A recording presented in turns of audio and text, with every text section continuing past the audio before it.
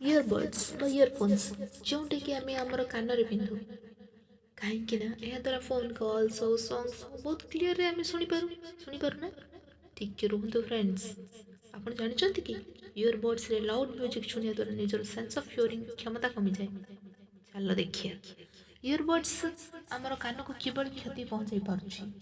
ଆମେ ପ୍ରଥମେ ଦେଖନ୍ତୁ ଆମ କାନ ତିନୋଟି ପାର୍ଟରୁ ନେଇ ଗଠିତ।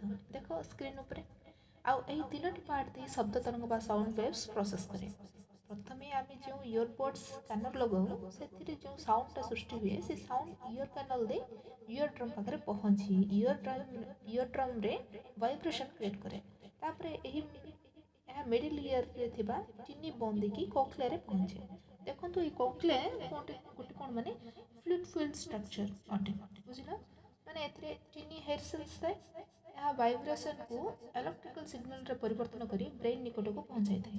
ଯେତେବେଳେ ହାଇ ଫ୍ରିକ୍ୱେନ୍ସି ସାଉଣ୍ଡ ୱେଭ୍ସକୁ ଯଦି ଶୁଣୁ ତେବେ ଏହି କୋକ୍ଲିଆର ଯେଉଁ ହେୟାର ଟିନି ସେଲ୍ସ ଥାଏ ସେଗୁଡ଼ା ଶୀଘ୍ର ମୁଭ୍ ହୁଏ, ଯେଉଁଦ୍ୱାରା କି ଡ୍ୟାମେଜ୍ ହେବାର ସମ୍ଭାବନା ଅଧିକ ଥାଏ। ମ୍ୟାକ୍ସିମମ୍ ସେଫ୍ଲି 70 dB ଶବ୍ଦ ସେଫ୍ଲି ଶୁଣିପାରିବା ଆମେ। ତ ଆମର କ'ଣ ମାନେ 60/60 ରୁଲ୍ସକୁ ଆମେ ଆପଣେଇବା ଦ୍ୱାରା ଆମର କର୍ଣ୍ଣର କୌଣସି ପ୍ରକାର ଅସୁବିଧା ହୁଏ ନାହିଁ। ମାନେ 60/60 ରୁଲ୍ କ'ଣ ମାନେ 60 ମିନିଟ୍ରୁ ଅଧିକ ଶୁଣିବାନି ଆଉ 60% ଭଲ୍ୟୁମ୍ରୁ 60%ରୁ ଅଧିକା ଯିବାନି। ଅଧିକା ଯିବା ଦ୍ୱାରା ଆମର କର୍ଣ୍ଣରେ ବହୁତ ଗୁଡ଼େ ଡ୍ୟାମେଜ୍ ହେବାର ସମ୍ଭାବନା ଅଛି। କାନରେ ଯଦି କ'ଣ ଦେଖ ଇୟରବଡ୍ସ ଲଗାଇବା ଦ୍ୱାରା ଆମ ଏୟାର ମଧ୍ୟ ପାସ୍ ହୁଏନି, ଯେଉଁଦ୍ୱାରା କି ଆମ କାନରେ ବ୍ୟାକ୍ଟେରିଆ ଫଙ୍ଗସ୍ ଜଲ୍ଦି ଗ୍ରୋ କ୍ୱିକଲି ହୁଏ। ତେଣୁକରି ଏହା ବି ଗୋଟେ ଇୟର ଇନଫେକ୍ସନ୍ର ଗୋଟେ ରିଜନ୍ ହୋଇଥାଏ।